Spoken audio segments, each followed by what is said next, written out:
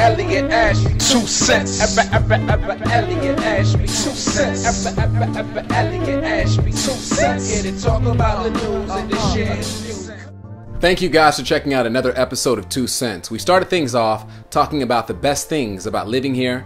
Last week we talked about some of the challenges, and this week I asked a group of foreigners to offer advice to people thinking about moving here. So check it out, let me know what you think, and I'll be back with my 2 cents. Think about it seriously because it's a big change and the culture shock is going to get you, so make sure you're making the right decision. Educate yourself about the culture.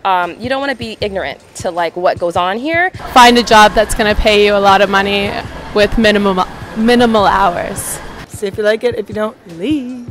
Maybe learn how to meditate before you come over, because it does get crazy here sometimes. Have a plan. Have something that you really plan on doing, something you want to place your foot into. Remember that you are a visitor in this country and that you should experience as much as you possibly can and meet as many people as you can. And don't start smoking. Stop drinking so much, and leave after 3 years. Said you might find yourself smoking. You might find yourself like slutting it up with people just so that you can feel connected to people. And I think it's really important to just really know who you are before you get here and constantly remind yourself of that person. No reason not to come here. It's great. It's an easy life and it's always fun, especially Seoul. Hey man, don't do it. You got a life to live. You got a lot to live for. Learning the Korean alphabet, it's not as complicated as you'd think, and there's not as many like English phrases written out. Practice your Korean before you get here. Like even basic phrases like how much is this? Asking directions is important. Bring a camera, enjoy the weather. It's beautiful. And make sure you travel around the country.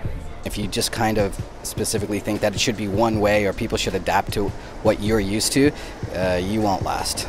That's just my opinion. Those who have an open mind tend to go further and do big things here. Respect their language, respect their traditions and whatnot. Don't be an asshole, basically. Now it's time for me to offer my 2 cents. I really hate to beat a dead horse, but seriously, learning Korean will change your experience. I'm able to get by, but I really wish I would have invested more time trying to learn Korean. I got a lot of books, I just didn't do anything with them. So if anyone wants my books, this one, little pocket book, thanks Tim. I got books from Yonsei. This is the truth right here. This is a good book. It's got a CD with it too. Check it out. I got books. Another thing that I would recommend is going to as many festivals as possible. Festivals are way better than concerts because you're gonna get more bang for your buck.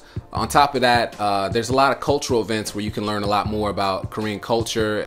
These are called magazines. You should read them. 10 magazine is great, tells you a lot about different restaurants and some events, and Groove gives you a little bit more culture. When it comes to travel, I'd recommend taking buses. On a bus, you get a chance to see more of Korea. And in my experience, I don't get pushed on buses or get elbowed. I ain't got to fight to get through. You get the right buses, it can take you door to door, so you don't have to worry about walking through a big subway station.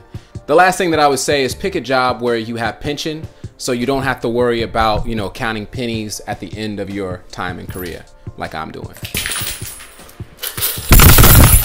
Thank you guys for checking out another episode of 2 Cents. I'll be back in a few weeks with another topic, so let me know what you want me to cover.